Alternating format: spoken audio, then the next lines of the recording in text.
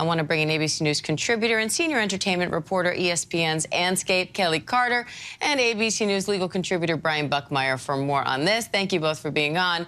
Brian, what does it mean to countersue for malicious prosecution? And do you think this countersuit by Lizzo would hold up in court?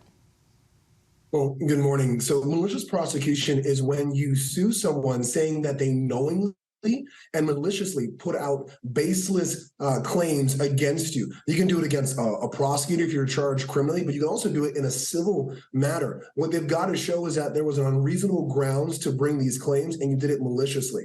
Typically, though, you've got to wait until the end of that prior proceeding, meaning Lizzo may have to wait until this case against her for all the different forms of discrimination are ended in her favor. But she can ask for claims like damage to her reputation and loss of future earnings. In terms of how strong it will be, it's really going to hinge on how this initial case ends for her and what these plaintiffs in the first case knew about her when they were making those claims.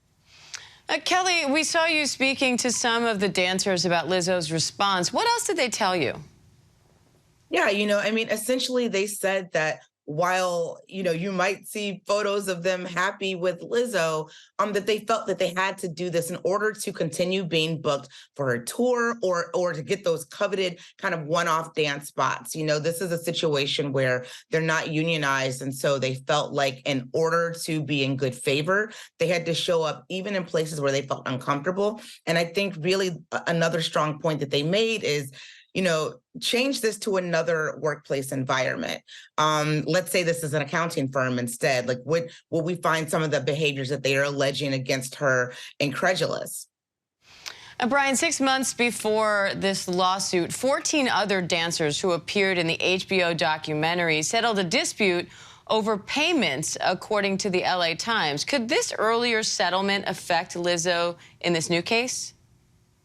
I don't think it's going to affect Lizzo from a legal standpoint because these 14 individuals who had a settlement, to my understanding, are different than the women who are making these new allegations. Now, that settlement was done. My understanding of the 14 of them, they got anywhere from $7,000 to $7,500 for about just shy of $110,000 in total. And so I think this was more of a business dispute in terms of using private discussions backstage without giving these individuals a proper payment or even notice that they were doing that. It's very different than the harassment, discrimination allegations that are being made. But in a court of public opinion, I think this could change how people view Lizzo.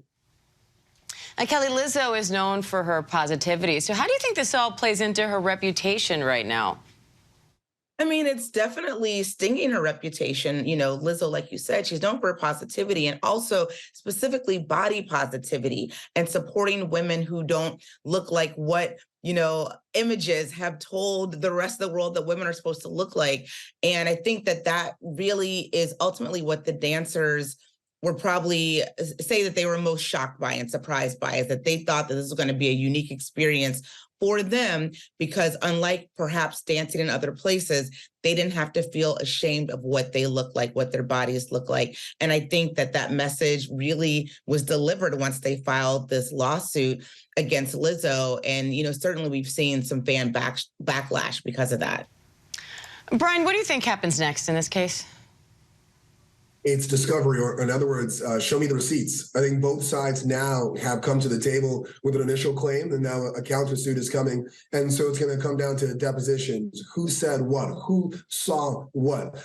Yes, the Lizzo camp has already fired back with some of these photos, but as Kelly said, and some of the women said to her, it's one thing to pose for a photo and look happy and smiling. It's another thing with how you operate from a daily basis. And so those depositions and what was said behind closed door and how people felt and how people responded to Lizzo's statements and that of her company, that's what we're going to find out next. And that's going to be the beginning moving towards either a settlement for Lizzo or potentially a trial.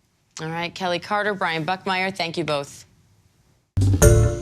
Hi, everyone. George Stephanopoulos here. Thanks for checking out the ABC News YouTube channel. If you'd like to get more videos, show highlights, and watch live event coverage, click on the right over here to subscribe to our channel. And don't forget to download the ABC News app for breaking news alerts. Thanks for watching.